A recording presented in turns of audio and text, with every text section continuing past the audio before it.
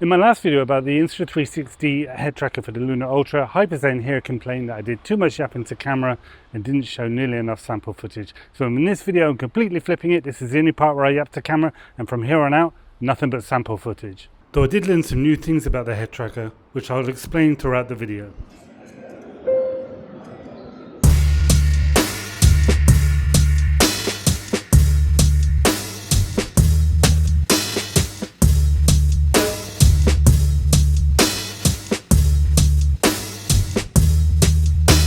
So I think the most important thing I learned while making this video is the importance of wearing a head tracker correctly.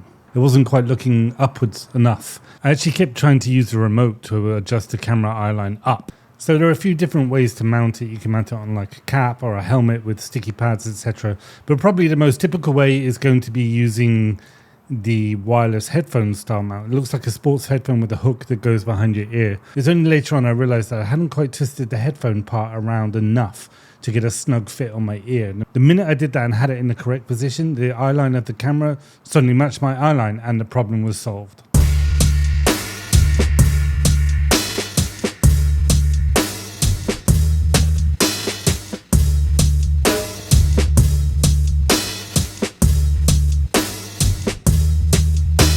You can actually double tap the tracker to recenter the camera, which is really useful, but I also found myself doing it almost out of habit, and you'll see in these clips the camera actually moving to try and recenter.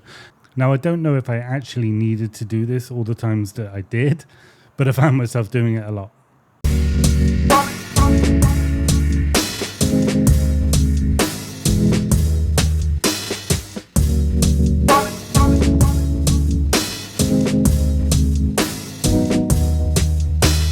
Because someone actually asked if you can use the removable display remote on the Lunar Ultra at the same time as the head tracker. And the answer is yes, you can. And it's actually quite useful, especially if you're wearing it on the point of view neck mount.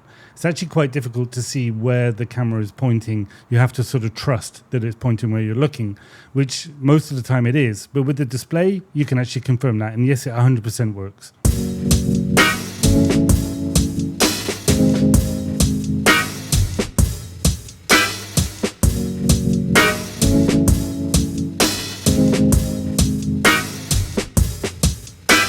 But what's actually interesting is that you can still use the zoom feature with the head tracking and the detachable screen. So I push this button, we go into, this is 2x zoom, and then just looking around, and obviously it's tracking my head as you would expect.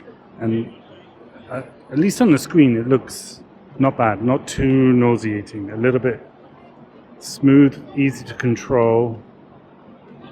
But if we go to 3x, which is that, I can see that it's starting to sort of feel like it's gliding a little bit more. Maybe some electronic image stabilization is kicking in to sort of stop it wreaking havoc every time I move my head. That's on 3x, but what about, well, hang on, let's check out this view, because this is kind of interesting. Let's go right up to 6. I'm just going to look around now. There's lots of detail up here in this building. Very, very sort of unique design.